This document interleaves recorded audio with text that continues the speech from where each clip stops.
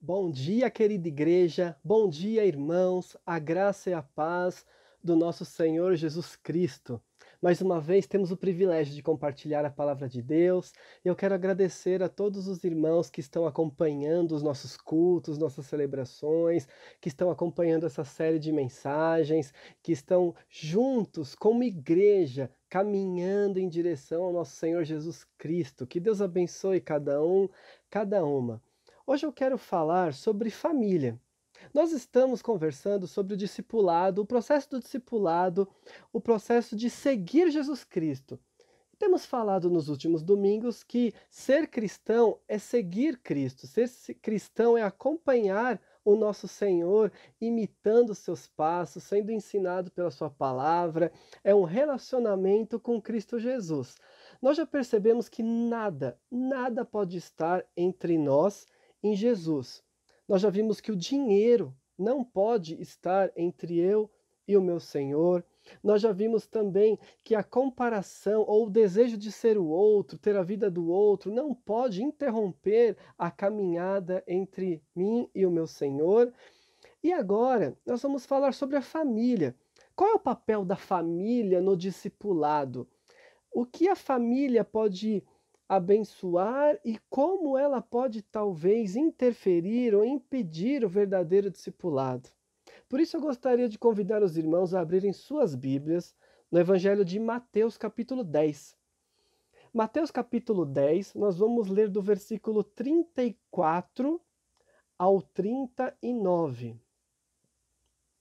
Evangelho de Mateus, capítulo 10, do versículo 34 a 39, diz o seguinte: Não pensem que vim trazer paz à terra. Não vim trazer paz, mas espada. Pois vim para fazer que o homem fique contra o seu pai, a filha contra sua mãe, a nora contra sua sogra. Os inimigos do homem serão os da sua própria família. Quem ama seu pai ou sua mãe mais do que a mim não é digno de mim. Quem ama seu filho ou sua filha mais do que a mim não é digno de mim. E quem não toma sua cruz e não me segue não é digno de mim. Quem acha a sua vida a perderá, e quem perde a sua vida por minha causa a encontrará. Vamos orar? Pai bendito, te louvamos por mais uma manhã, porque podemos ouvir a tua palavra, podemos cantar, podemos meditar, podemos aprender, Pai, e que esse momento seja de aprendizado, de reflexão, que o Senhor nos mostre aquilo que o Senhor quer, que o nosso coração esteja aberto, a nossa mente aberta, Pai. E o Senhor traga com teu Santo Espírito transformação, uma visão aperfeiçoada acerca da nossa vida, acerca dos nossos passos. Em nome de Jesus, amém. Sim, aqui nesse texto, Jesus está falando sobre família. E é um texto muito radical. Jesus aqui ele está sendo muito radical para mostrar que no discipulado ou na vida com Jesus não tem meio termo. Não é um compromisso pela metade, não pode ser um compromisso parcial. Ou nós estamos inteiramente comprometidos com Jesus ou não estamos.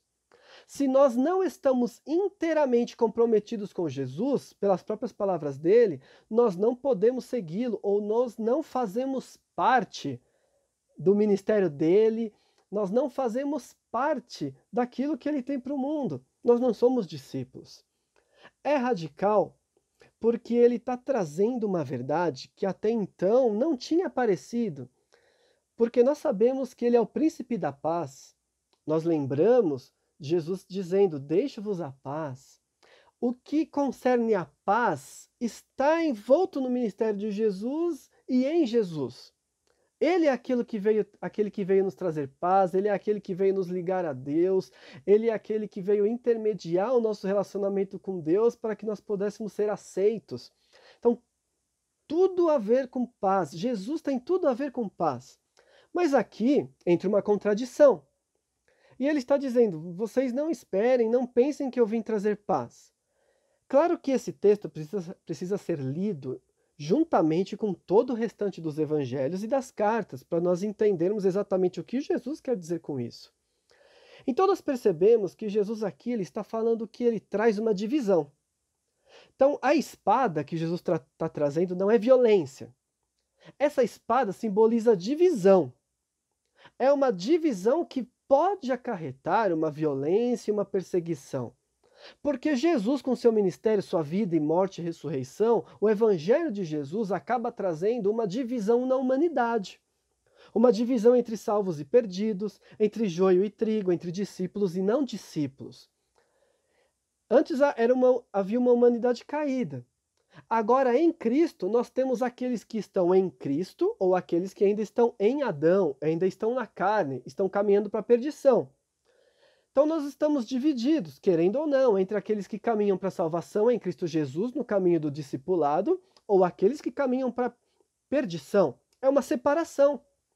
Uma separação na humanidade. Na verdade, a única separação verdadeira da humanidade é essa, aquela feita por Cristo Jesus. Então, aí nós já percebemos que o ministério separou, cortou alguma coisa. E isso vai influenciar todas as nossas relações, inclusive as relações familiares. Para mostrar a verdade disso, Jesus está falando das relações familiares, ou seja, parentes vão ficar contra parentes. Filhos contra pais, pais contra filhos. Um parente vai se voltar contra o outro. Provavelmente ele está ligando um contexto imediato de uma perseguição, de alguém que se diz cristão e a família o nega.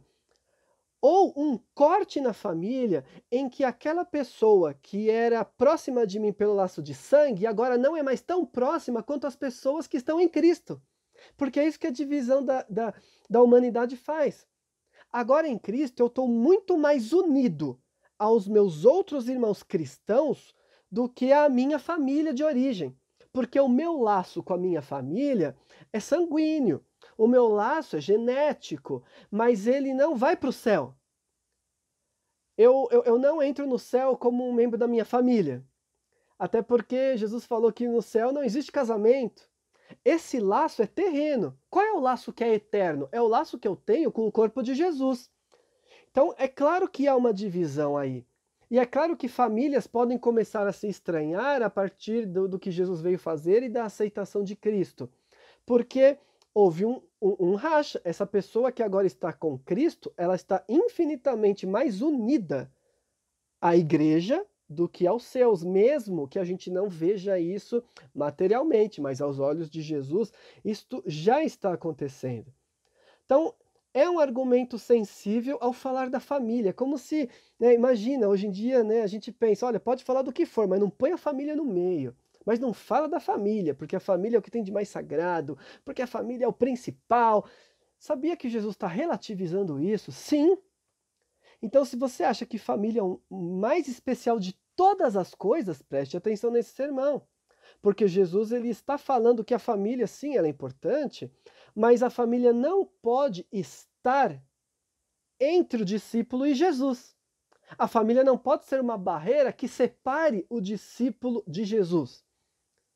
E ele está apelando sim para os relacionamentos familiares, aqueles que nós temos como mais sagrados. O relacionamento dos pais com os filhos, o relacionamento dos filhos com os pais. Olha, ele está falando da família. Ele está falando talvez aí do amor de uma mãe pelo filho. É disso que Jesus está falando. Em um texto correlato no Evangelho de Lucas, capítulo 14, versículo 26, Jesus está fazendo essa lista e ele coloca também os cônjuges.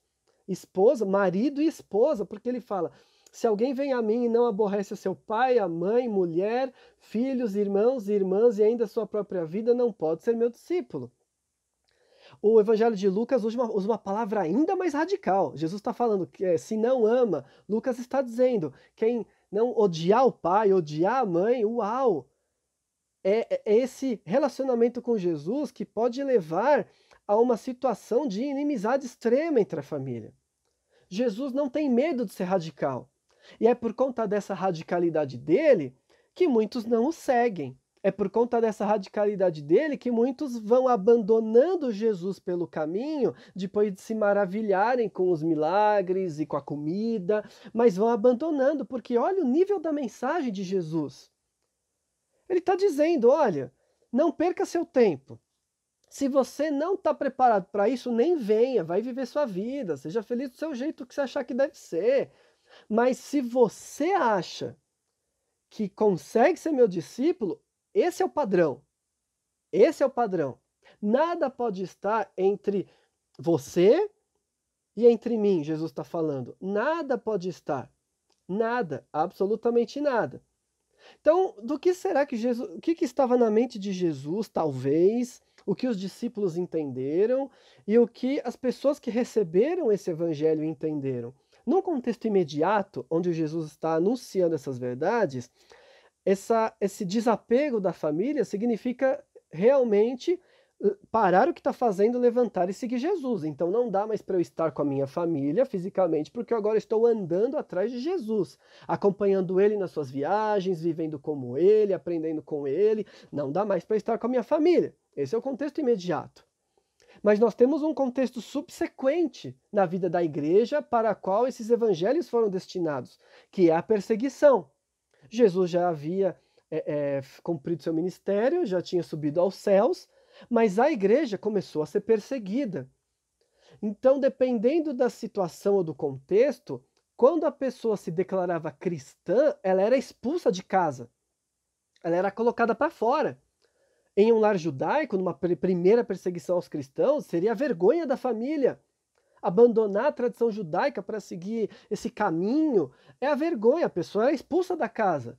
Então, realmente, trazia a espada na família da pessoa e a pessoa teria que decidir o bem-estar da minha família ou Jesus. E muitas famílias falavam, ou a gente ou Jesus. E o discípulo verdadeiro falaria, então é Jesus. E acabava saindo da família. Igual situações que nós ouvimos ainda hoje de missionários em países onde o cristianismo é perseguido, em locais onde o cristianismo é minoria e pessoas acabam sendo expulsas de casa por conta disso. Posteriormente, na perseguição romana, inclusive, se um cristão era pego, morria. Então a família não só tirava a pessoa do seu convívio porque era uma vergonha, mas com medo de morrer. Então Jesus está falando e o apóstolo está escrevendo para uma comunidade perseguida, que sabe muito bem o que é o peso de assumir Jesus. Mas para nós essa mensagem ainda tem o peso. Mesmo nós vivendo aparentemente num país que se diz cristão, mesmo nós tendo liberdade de culto, nós entendemos que essa mensagem também é para nós. Porque a família não pode nos tirar do discipulado. A nossa família não pode nos impedir de olhar para Jesus. Nenhum costume da nossa família e nenhum membro da nossa família pode ser mais importante do que Jesus. Porque se for, ele se transforma em um ídolo. E família não pode ser ídolo. O único Deus é o nosso Senhor, a Trindade Santa. Esse é o nosso Deus. Jesus Cristo é o nosso Senhor. É Ele que determina os meus passos e não a minha família. A minha família não pode interromper o meu relacionamento com Jesus. Por isso a família ela é importante, mas ela não é mais importante do que Jesus. A família não está acima de tudo, é Jesus que está acima de tudo. E a família precisa ser subordinada ao senhorio de Cristo, senão nada feito. De forma alguma Jesus está falando contra a família, Jesus não é contrário à família, Jesus não é contra a família, e esse sermão também não é contrário à família. Porque Jesus, ele não impede discípulos de ter contato com a sua família, como nós já falamos, né? Jesus visita Pedro, cura a própria sogra de Pedro. Nós temos, por exemplo, no Evangelho de Mateus, no próprio Evangelho de Mateus, capítulo 15, Jesus afirmando a tradição de honrar os pais. Ele também tinha falado para o jovem rico, como nós já estudamos, olha, honrar o pai e mãe. Então Jesus reafirma isso, e no capítulo 15 ele está dizendo que ele está falando contra os fariseus que estão ensinando um mandamento que desonra os pais. Jesus está falando, não, pai e mãe devem ser honrados. Então Jesus não fala contra a família, Jesus apoia a família. Nós sabemos que família é bênção de Deus, que família é um dos meios pelos quais Deus nos abençoa. Família é um dos meios pelos quais nós somos usados por Deus para abençoar os próximos, os membros da nossa família. Nós sabemos que é um tema importante para Deus, para a Bíblia. Família é muito importante e nós devemos cuidar da família, nós devemos zelar pela família, nós devemos priorizar a família, os nossos relacionamentos. Nós precisamos. mas sem esquecer que Jesus está acima de tudo isso. Sem esquecer que a minha fidelidade primeira e principal é a Jesus Cristo, e não é a minha esposa e nem a minha filha. A minha fidelidade é a Jesus. Ele é o meu Senhor. Se não for assim, a minha família vira o meu ídolo. Esse é o grande perigo que nós corremos. Talvez você não esteja ainda conseguindo visualizar o problema disso para os nossos dias. Então eu vou trazer um exemplo, que é um exemplo da própria Bíblia. Então eu vou trazer um exemplo da Bíblia para a gente perceber a importância do que Jesus está dizendo aqui. Eu vou trazer como exemplo a narrativa bíblica que está em Atos capítulo 5, de Ananias e Safira. É uma história muito conhecida. A história de Ananias e Safira diz que a igreja de Jerusalém estava tendo um momento onde muitas pessoas vendiam as suas casas e doavam para a igreja, porque haviam muitos necessitados, órfãos, viúvas, pessoas sem condição. E um homem chamado Barnabé vendeu o terreno, a propriedade dele, e doou tudo para os apóstolos. E o Barnabé ficou famoso ao fazer isso. Então um casal, o Ananias com a sua esposa Safira, resolveu também vender a propriedade. Só que eles fizeram isso, pelo que parece, para ter fama na igreja e não para ajudar os pobres, os necessitados. Porque eles venderam a propriedade, mas ficaram com uma parte do valor, falando para a igreja que estavam doando o valor inteiro. Então eles entregam aos pés dos apóstolos um determinado valor e falam: ó, esse é o valor integral da propriedade que nós vendemos. Olha como nós somos bons, nós vendemos tudo, entregamos tudo. Só que, na verdade, eles ficaram com uma parte, então eles estavam mentindo. Ora, Pedro, então, conversa com Ananias e fala: Ananias, por que você mentiu para o Espírito Santo? Por que você mentiu para Deus?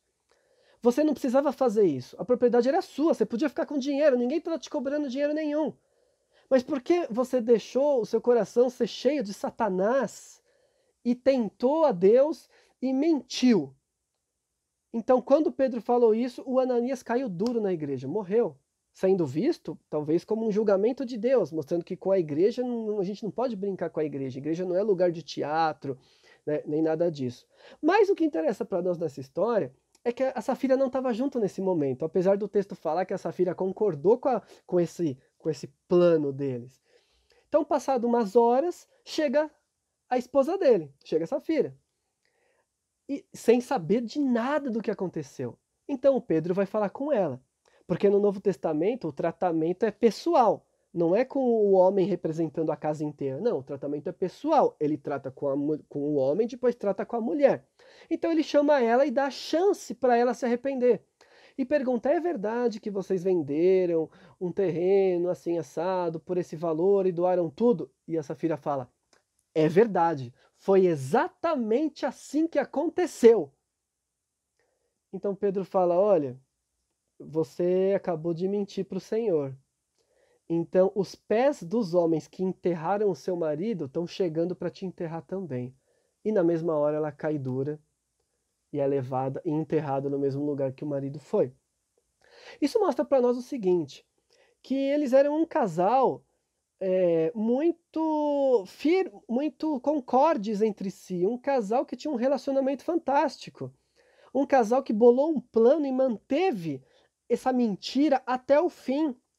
Na verdade, esse casal é o casal mais unido de toda a Bíblia. Já parou para pensar nisso? Ananias e Safira é o casal mais unido de toda a Bíblia. O laço entre eles era extremamente forte. Não tem outro casal na Bíblia tão unido quanto Ananias e Safira. Porque eles combinaram, fizeram um plano para aparecer, para ficarem famosos na igreja. Eles mantiveram esse plano até o fim. A Safira defendeu seu marido até o fim. Eles morreram no mesmo lugar, eles foram carregados pelas mesmas pessoas e foram enterrados no mesmo lugar. Olha que história de união fantástica. Qual é o problema então? O problema é que Jesus Cristo não estava no relacionamento deles. Jesus não era o que intermediava esse relacionamento. Não era Jesus que intermediava esse relacionamento, era talvez a ganância, o desejo de aparecer, mas eu quero mostrar aqui que era um casamento muito feliz, eram pessoas cúmplices. Tudo que a gente pensa para um casamento hoje em dia. Pessoas, um que defende o outro, um que mantém o que o outro falou, um que não trai o outro. A Safira não traiu de jeito nenhum. Pois é, e morreu. Porque ela teve a chance de falar para Pedro: olha, na verdade é uma mentira do meu marido, eu não concordei com isso. Ou, eu estou arrependida, na hora eu concordei, mas eu não devia ter feito isso. Ela teve a chance de continuar seguindo Jesus, mas ela preferiu seguir o marido. Em vez de seguir Jesus, ela seguiu o marido. Então ela morreu junto com o marido. Um casal que é unido, mas não tem Jesus, caminha para a morte. Essa história nos mostra que não vale a pena eu abandonar os caminhos de Jesus para manter um casamento, para manter a fidelidade ao marido, para manter a fidelidade à esposa, porque a família não é mais importante do que Jesus. A Safira achou que a família era mais importante do que Jesus. Eu vou proteger o meu marido até o fim. Aí ela mentiu para Deus. E o Pedro fala muito claro: você mentiu ao Senhor. E Senhor com S maiúsculo é Jesus Cristo. Ela mentiu para Jesus porque ela colocou o cônjuge acima de Jesus Cristo. Ela colocou o cônjuge acima de Jesus. Então, ao invés de caminhar com Cristo, imitar Cristo, aprender do Cristo, ela caminhou com o marido, aprendeu do marido, imitou o marido e morreu com o marido. O casal mais unido da Bíblia. Então, toda vez que alguém falar que a família está acima de tudo, lembre-se sempre disso. Lembre-se sempre disso. Na verdade, é Jesus que está acima de tudo. E com isso, nós podemos trazer para a nossa vida alguns exemplos atuais da nossa atual sociedade que se encaixam nisso que Jesus está dizendo. É muito comum nós vemos mulheres envolvidas em corrupção, envolvidas em negócios ilícitos, e quando são pegas, elas falam: mas eu fiz isso pelo meu marido, eu fiz isso porque se eu não fizesse, ele se divorciava de mim. A gente conhecemos casos até famosos de políticos, da mídia, a mulher evangélica, e ela fala: olha, mas era para preservar o casamento. E parece que quando alguém fala: eu fiz pela família, parece que está desculpado. É como se uma pessoa pudesse fazer as maiores barbaridades em nome da família e está desculpado. Não, o nome disso é idolatria. E quando a igreja prega isso, a igreja está sendo idólatra. Porque ninguém é autorizado a abandonar o discipulado de Jesus por família nenhuma e nem por nenhum valor, nem por nada. Nós temos que seguir Jesus sempre. E quando nós erramos, nós pedimos perdão, levantamos e continuamos seguindo Jesus. Que foi a oportunidade que Pedro deu para Safira e ela não quis. Então, nós vemos hoje isso acontecendo. Um cônjuge que aceita entrar num esquema, em algo ilegal. E a desculpa é sempre essa: mas é o jeito de eu manter minha família. Mas a família é o mais importante. Não, Jesus é o mais importante. E se eu acabar perdendo a minha família sendo fiel a Jesus? É exatamente isso que Jesus está dizendo. Sim, o risco do discipulado é você perder pessoas que você ama por conta da sua fidelidade a Jesus. Isso é trazer a espada. A pessoa que da sua casa vai dizer assim: como assim você não é mais fiel a mim? Você vai falar: não, agora eu sou fiel a Jesus. Então eu vou me divorciar. Então tá bom. É você que sabe. É você que sabe, mas eu sou fiel a Jesus. Nós vemos, inclusive, essa exortação na carta de Paulo aos Coríntios, quando ele fala das mulheres que se convertem e estão casadas com pessoas que não seguem Jesus. Fala: se o marido permitir, tudo bem, você edifica a casa, mas se houver um impedimento aí, você precisa abandonar isso. Nós temos também isso acontecendo, por exemplo, quando nós enxergamos pais mentindo e criando histórias e situações para proteger o filho. Por exemplo, o filho é pego atropelando alguém porque estava embriagado, dirigindo o carro sem carta. Aí vai o pai com a pretensão de proteger o filho, mente para a polícia, mente para a imprensa, suborna a polícia, suborna os veículos de comunicação, é violento, usa de advogado, intimida a família do atropelado, tudo para proteger o filho. E aí, quando é pego na mentira e no erro, fala assim: mas eu fiz pelo meu filho. Ser violento ser corrupto, mentir para proteger o filho. Não, Jesus está falando que o amor da mãe, o amor do pai pelo filho, não pode ser maior do que o amor a Cristo. É duro? É muito duro. Por isso muita gente deixou Jesus, por isso muita gente não seguiu Jesus. É duro. Nós não temos uma desculpa para desobedecer e abandonar o nosso discipulado. Eu já ouvi história real de mãe, membro de igreja, moralista, que pregava coisas altamente morais na igreja e na sociedade, até a filha adolescente engravidar. E aí ela, escondido, leva a filha numa clínica de aborto, faz o aborto escondido, sem ninguém saber, volta para a igreja como se nada tivesse acontecido e continua o seu discurso moral numa boa. E quando é pega, ou quando alguém descobre, mas eu fiz isso para proteger o futuro da minha filha. Ou seja, a filha, esse amor de mãe está acima de Jesus, está acima da verdade, está acima do que é certo.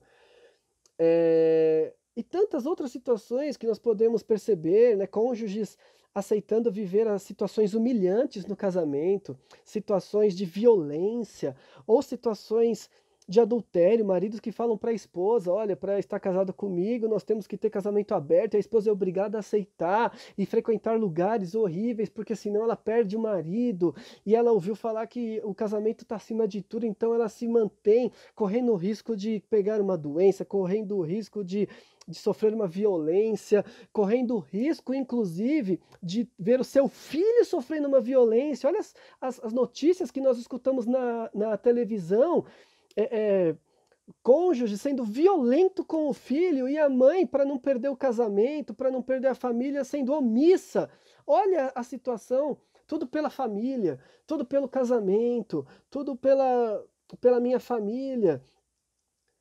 Cônjuges deixando de frequentar a igreja, deixando de levar os filhos para a igreja, porque o marido fala: eu não permito, eu não aceito que leve filho meu para a igreja, eu não aceito que você lidere ministério. Eu já vi mulheres chegando e falando assim: ó, pastor, eu vou parar de vir na igreja, eu não posso assumir esse ministério porque meu marido não deixa, porque ele não gosta de igreja, de Jesus, ele me proibiu. Horas. E para manter meu casamento, porque casamento é importante, eu não vou mais não vou mais trabalhar para Jesus porque meu marido me proibiu. Isso, então a sua fidelidade é o seu marido, ele é o seu Deus. Então faz lá o seu altar para o seu marido, porque ele é o seu Deus. Então será que a sua insegurança, né, de ficar sozinha é maior do que o seu amor a Cristo? Muitas vezes é, e nós vemos essa mensagem sendo pregada até mesmo em meios cristãos, que a família acaba estando a mais, né, além de Jesus. Filhos podem também, por medo de perder uma mesada, perder benesses do pai, ser lançado para fora de casa, abrindo mão de servir a Jesus, abrindo mão do dom que Deus deu, porque tem medo de, se não, se trabalhar para Jesus, como está percebendo que Jesus está querendo, vai perder coisa dos pais. Então eu abro mão de Jesus para manter coisas. Olha quantas situações que nós nos envolvemos, que a nossa sociedade se envolve diariamente, que mostram uma idolatria no lar. A idolatria do filho, a idolatria da filha, a idolatria do pai, a idolatria do marido, a idolatria da esposa, mostrando que esses papéis estão acima do relacionamento com Jesus, do relacionamento que nós temos com Jesus.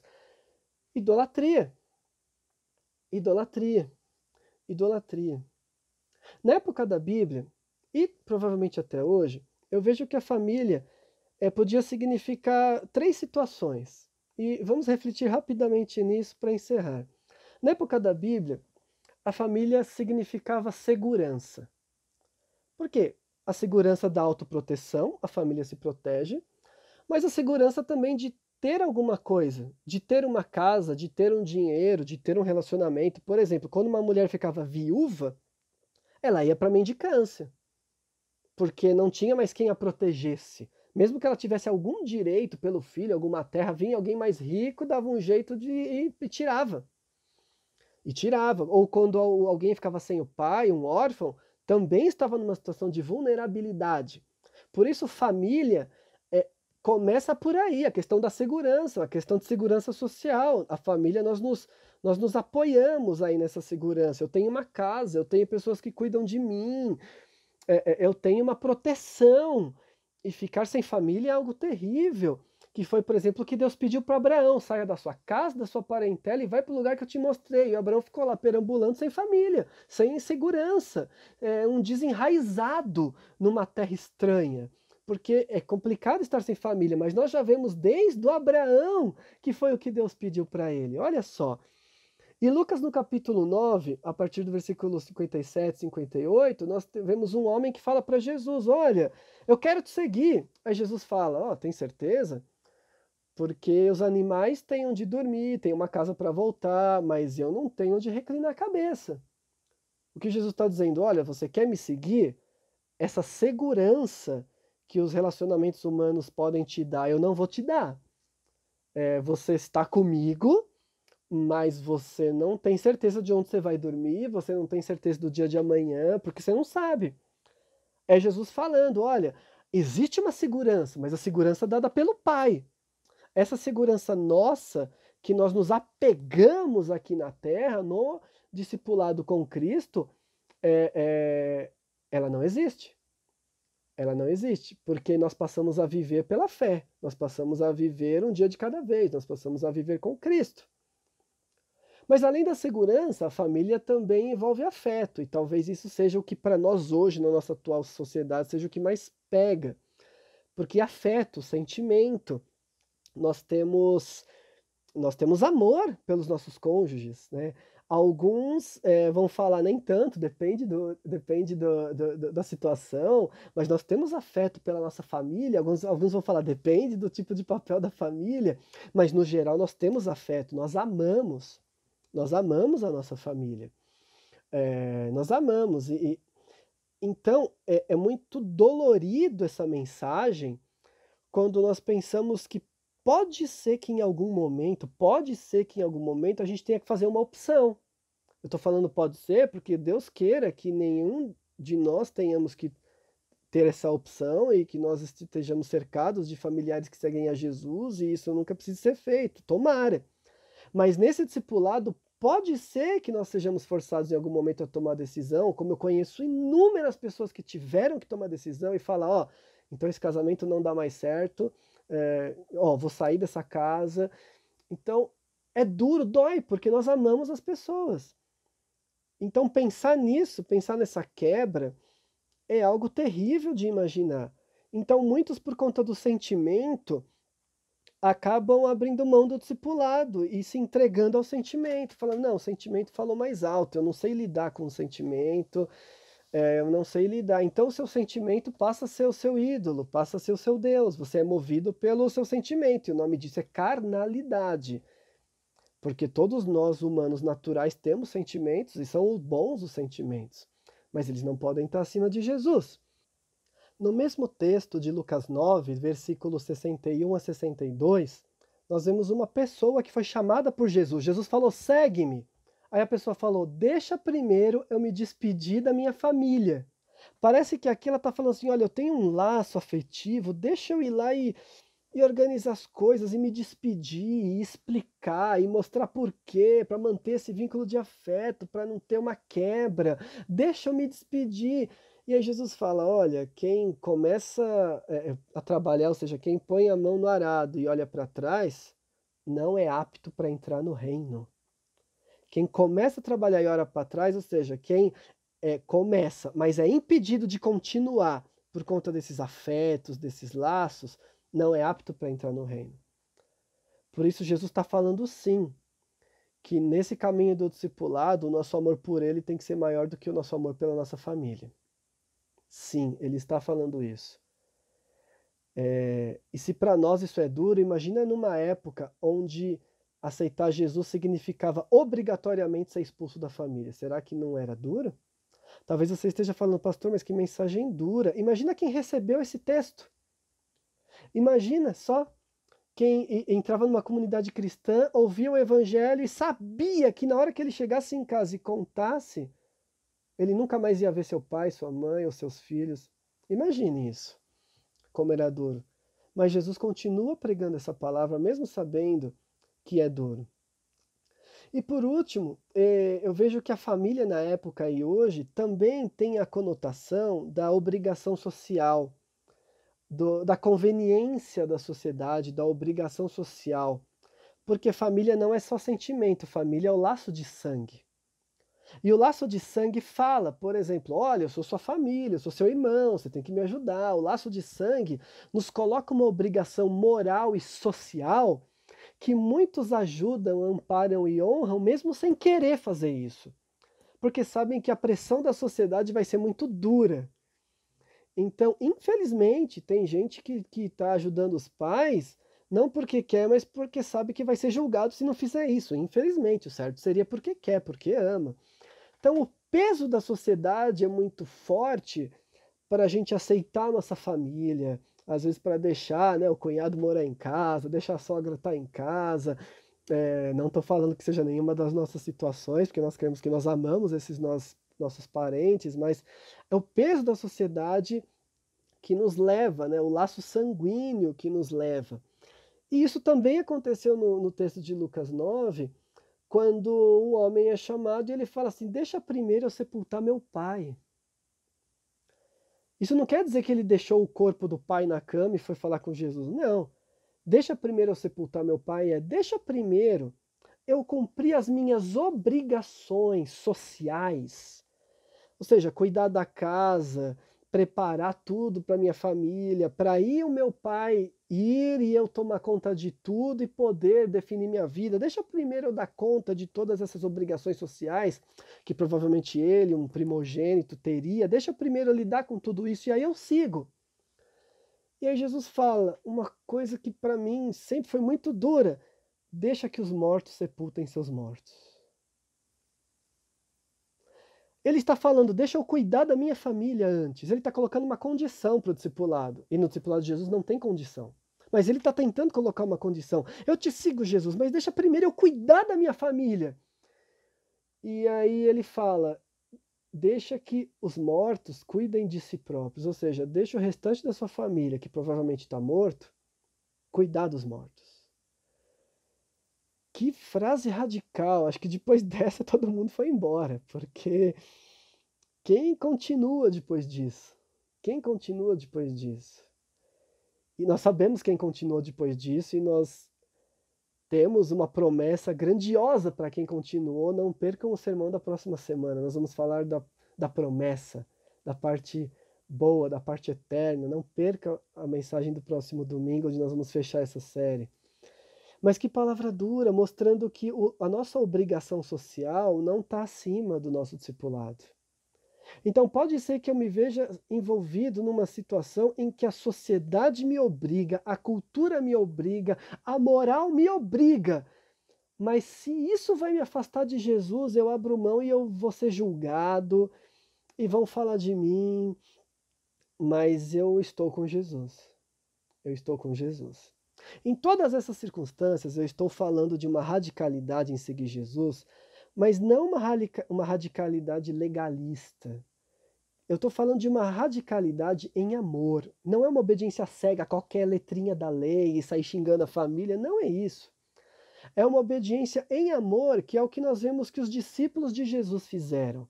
Naquilo que era possível, mantiveram seus laços, mantiveram até seus bens, mas não permitiram com que essas coisas interferissem no seu discipulado, não permitiram que a sua família interferissem no seu discipulado e no seu processo de seguir Jesus. Por isso não é uma obediência cega, burra, legalista, é uma obediência em amor. Não é porque eu quero mostrar que eu sou o que obedeço, o mais santo, é porque eu amo o meu Senhor. Eu amo o meu Senhor, eu entendo que o caminho do meu Senhor é o melhor para mim, eu entendo que o caminho do meu Senhor é o único possível para aqueles que foram chamados, eu entendo que o caminho do meu Senhor é o caminho onde tem salvação, onde tem paz, onde tem plenitude. Eu entendo que esse é o caminho, mesmo que nesse caminho as pessoas tentem tirar a minha paz se opondo, inclusive a minha família, mas é o caminho do meu Senhor. Por isso, independente de qual seja o laço que mais te prende à sua família, seja o afeto, seja o laço de sangue, seja a questão até mesmo financeira, de segurança, de o que vai ser de mim, se eu não estiver mais com a minha família, independente de qual seja o seu laço, eu quero afirmar para você palavras de Jesus.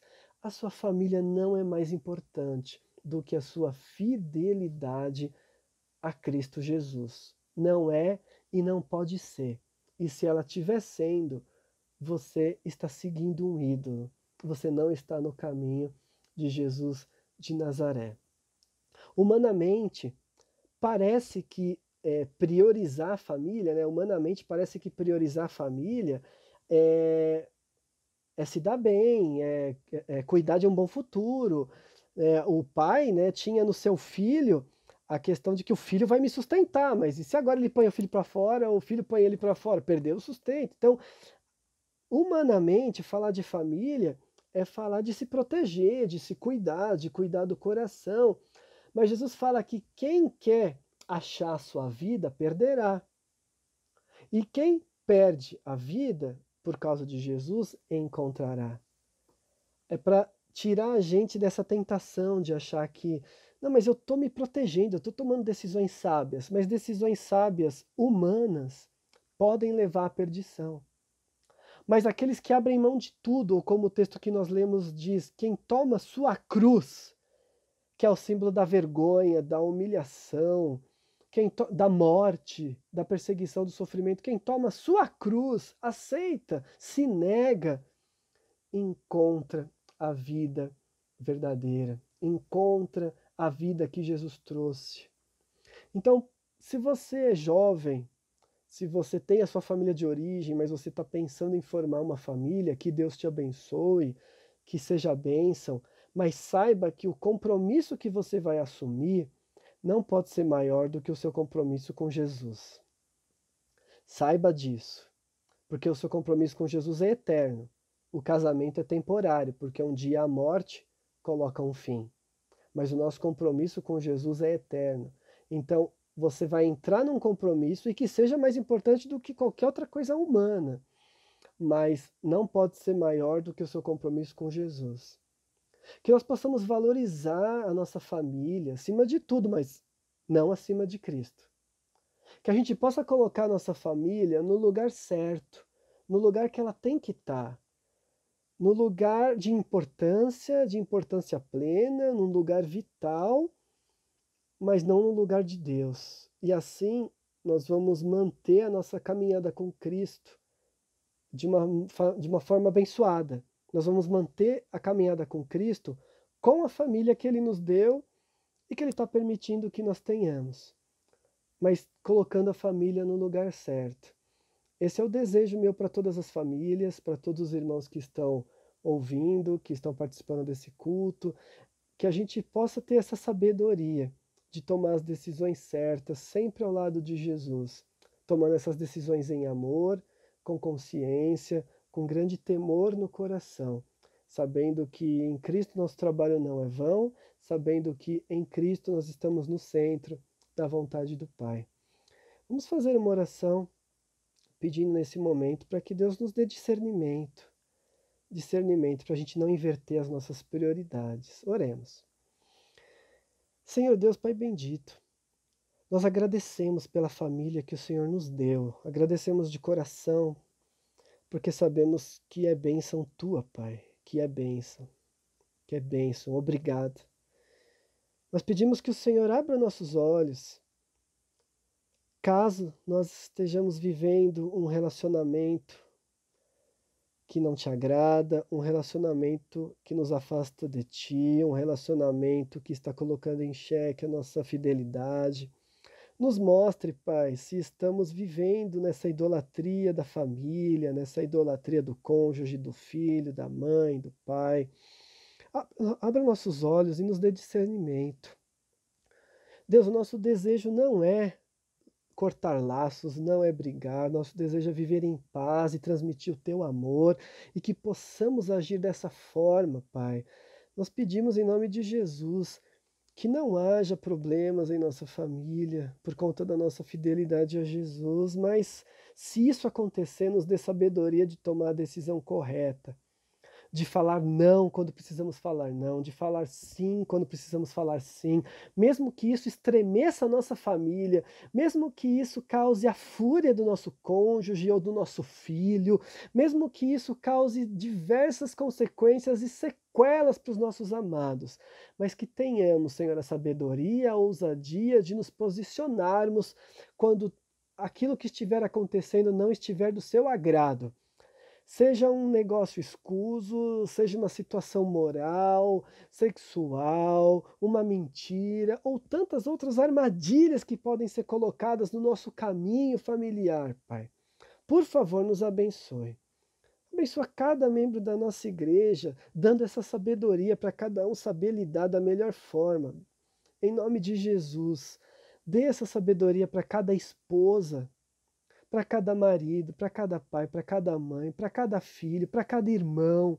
Dê essa sabedoria, Pai. Mostre que nenhum parente está acima de ti, nenhum parente tem direito de exigir uma fidelidade maior do que esse amor que nós temos pelo teu filho Jesus, Pai. Nos dê esse discernimento para o teu povo. É a minha oração. No santo nome de Jesus, amém. Meu querido irmão, minha querida irmã, meu desejo é que Deus te abençoe. E eu gostaria de falar que se por acaso você está passando por alguma dessas situações que eu listei, ou algo veio à sua mente nesse momento, eu quero dizer que você não está sozinho. Eu quero pedir para você ter toda a liberdade de entrar em contato comigo, de me escrever, de me ligar, e vamos conversar, pode ser em sigilo, mas vamos conversar para ter uma sabedoria vinda do alto para saber o que fazer. Você não está sozinho, você não está sozinha. Você pode também procurar irmãos maduros em quem você confie, mas desde que você confie e compartilhe para ter sabedoria e saber o que fazer. Tome uma decisão, caso você esteja passando por uma situação assim. Não abra mão, não abra mão da sua fidelidade a Jesus Cristo. Que Deus te abençoe e abençoe a sua família. Que Deus abençoe nossos pais, nossos filhos, nossos cônjuges, nossos irmãos. Que Deus esteja no controle de todos. Um grande abraço e uma ótima semana.